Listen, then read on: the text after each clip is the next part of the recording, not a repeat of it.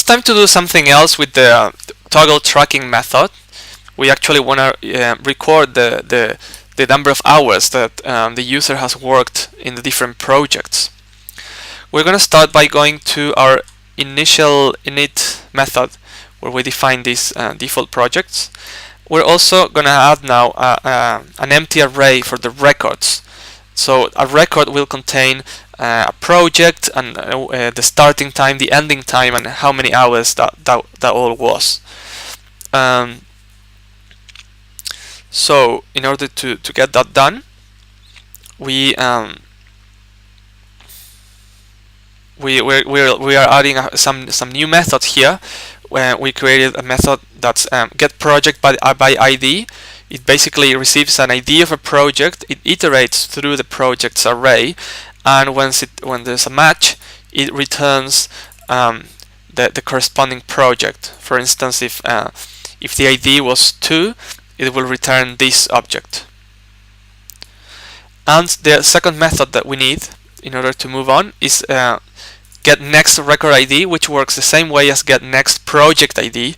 Basically, if there are known records, it's just gonna return 0 as the first ID, and if there are more, it will return the largest one plus 1. Okay, so let's go to toggle tracking. If we start the tracking time, we want to keep some record of that. And then when we stop tracking time, we'll do other things. So first, when we begin tracking time, the first thing we want to do is get the project that we selected, get the project ID by selecting the drop down and getting its value. Selecting a project is compulsory. If there are projects, it will show the top one by default. But if you deleted all the projects, we need to show the user a message saying that if there's no project, they need to select one. They basically need to create one in settings, and we're not tracking time. If they actually selected one, if it's all good, we want to store that project in our ztiempo object, so that we later on can know at what time we started, like what was the project that we were tracking, and so forth. Get project by ID is the method that I created here, so we're using it now, and we record the starting time. This is a JavaScript date time constructor. Now, when I stop the timer, I want to get the time at that point, right? I want to get the ending time, and I want to create a new record because we've completed the whole, we've started tracking, we finished tracking, so now we want to store the amount of time that I worked on that particular project. And that's very simple. I'm just pushing a new object into the records array that we just created up here.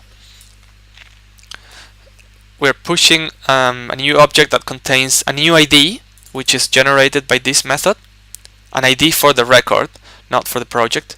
We store the actual project, the whole object. We store the starting time, the ending time, and also we will calculate and store right away the number of hours, which this mathematical formula will do for us. And well, let's make sure it works. So we're going to use the console and show the records object. Let's reload our page. I begin tracking and then I stop tracking. See, I have one element in my objects array. It has the ending time, the starting time, the number of hours that was, not much obviously, an ID which is 0 to begin with. I can pick a different project now and begin tracking again. Stop the tracking, and now my records array has two elements, the previous one, the same one as before, plus a new one which has this new the different project that I tracked. That's how we're going to be storing our records entries, and which we'll later on use to generate a report and to list back to the user, because a time tracking app where you cannot see how much time you've worked is pretty much worthless. Okay, so just to summarize, what we did was basically get the status of the tracking. If we are tracking, then we want to keep track of which project it is that we are tracking and when we started. And well, that also we need to check that a project was actually selected because it's a compulsory field. When we stop the timer, we want to save that record. We want to save the starting time, the ending time. We want to get the number of hours. In theory, you could just calculate the number of hours at any point with the starting time and ending time, so there's a redundancy there, but I prefer doing it like that because then I don't have to worry about it. We just have it stored and that's it. And we store, of course, which project it is that we've been tracking, and we give it a unique ID, which we'll use later on to select to delete. And we created a couple of helper methods, a method to get the project by ID and one to get the record by ID. To get the next record.